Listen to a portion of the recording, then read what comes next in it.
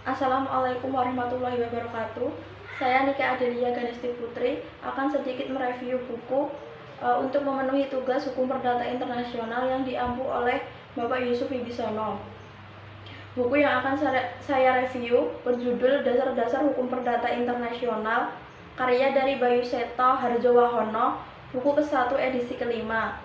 Pada buku tersebut terdiri dari 308 halaman yang terdapat 11 bab pembahasan.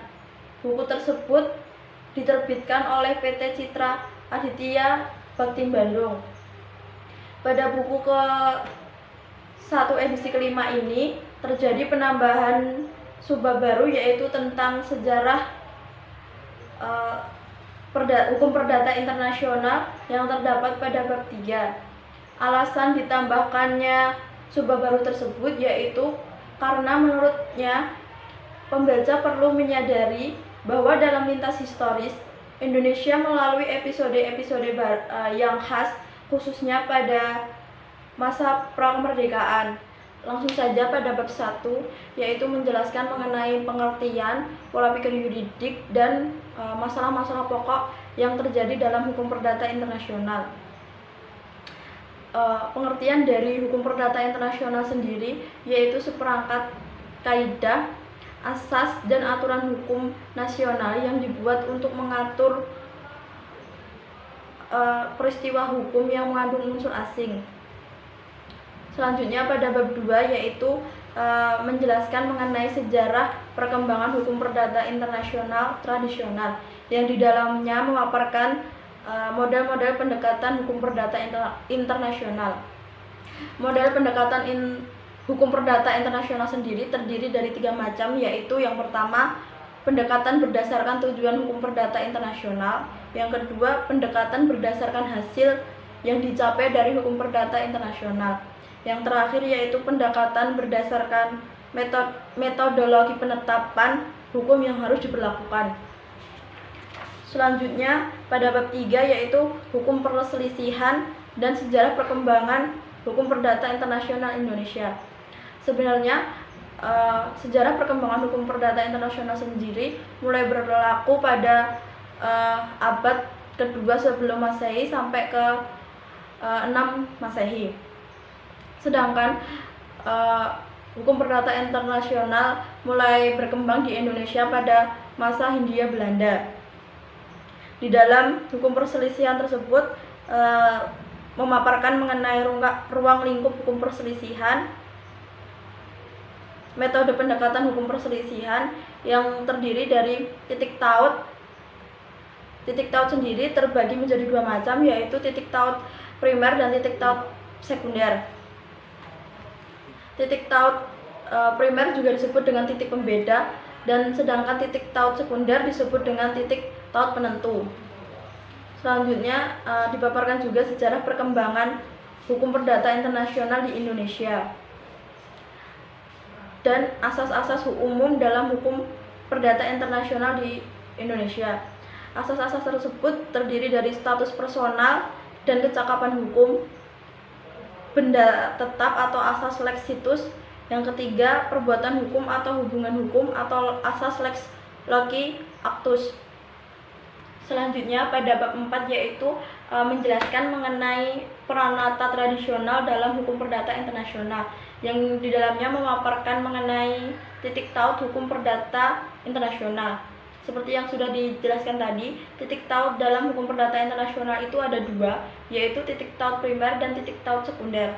Titik taut primer sendiri yaitu fakta-fakta di dalam sebuah peristiwa hukum akan menunjukkan peristiwa hukum itu mengandung unsur asing dan dapat dikatakan bahwa peristiwa tersebut merupakan peristiwa hukum perdata internasional, bukan merupakan peristiwa hukum domestik saja. Sedangkan dalam titik taut sekunder yaitu fakta-fakta dalam perkara hukum perdata internasional tersebut akan membantu menjadi penentuan hukum manakah yang harus diberlakukan nantinya. Dalam bab 4 tadi juga memaparkan mengenai kualifikasi substansial atau prosedural. Selanjutnya pada bab 5 yaitu menjelaskan mengenai doktrin tentang penunjukan kembali atau yang biasa disebut dengan RENFI. Selanjutnya pada bab 6 yaitu menjelaskan mengenai ketertiban umum, kaidah-kaidah hukum memaksa dan hak-hak yang diperoleh. Yang dalam bab 6 tersebut memaparkan mengenai konsep-konsep dari ketertiban umum tadi, kaidah-kaidah hukum memaksa dan konsep dari hak-hak yang diperoleh. Selanjutnya dalam bab 7 menjelaskan mengenai persoalan pendahuluan dan DPKX. Dalam bab 7 tersebut memaparkan mengenai cara penyelesaian persoalan pendahuluan dan DPKX. Cara-cara penyelesaian tersebut dapat dilakukan dengan 3 cara, yaitu yang pertama absorption, yang kedua repetition, yang ketiga yaitu dengan pendekatan kasus demi kasus. Selanjutnya dalam bab 8 yaitu berisi mengenai prinsip-prinsip hukum perdata internasional, yang memaparkan mengenai beberapa prinsip hukum perdata internasional tentang dasar penetapan yurisdiksi forum dalam litigasi perkara transnasional. Selanjutnya persoalan-persoalan khusus tentang yurisdiksi ekstrateritorial. Yang ketiga, elemen-elemen yurisdiksi forum dalam hukum perdata internasional. Selanjutnya, bab 9 yaitu berisi mengenai teori-teori hukum perdata internasional modern. Di dalamnya memaparkan mengenai pola perkembangan teori hukum perdata internasional modern tersebut. Selanjutnya, teori statuta modern, teori hukum perdata internasional, teori teritorial, teori hukum lokal, teori analisis kepentingan negara, dan beberapa varian teori analisis kebijakan. Pendekatan the second restatement of conflict, teori choice influencing, dan yang terakhir teori keadilan. Selanjutnya dalam bab 10 berisi mengenai asas-asas umum hukum perdata internasional dalam bidang hukum keperdataan. Di dalamnya memaparkan mengenai asas-asas hukum perdata internasional tentang subjek hukum, asas-asas hukum perdata internasional dalam hukum keluarga, asas-asas hukum perdata internasional dalam hukum benda, asas-asas hukum perdata dalam hukum perjanjian atau kontrak, dan yang terakhir yaitu asas-asas tentang perbuatan melawan hukum, asas-asas hukum perdata tentang hukum pewarisan.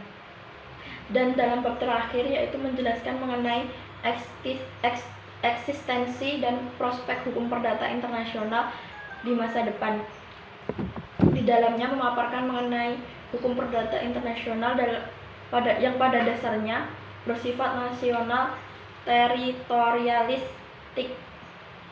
Yang kedua, harmonisasi hukum perdata internasional, dan yang terakhir yaitu harmonisasi hukum dan lex mercatoria baru awal pergeseran fungsi hukum perdata internasional. Pendapat saya, kelebihan dari buku Dasar-Dasar Hukum Perdata Internasional karya dari Mayuseta Harjawahana tersebut yaitu dapat mempermudah mahasiswa hukum dan para praktisi hukum dalam mempelajari hukum perdata internasional, karena di dalamnya membahas mengenai dasar-dasar hukum perdata internasional, sejarah hukum perdata internasional secara tradisional dan di Indonesia sendiri, yang dilengkapi dengan contoh-contoh persoalan dalam hukum perdata internasional.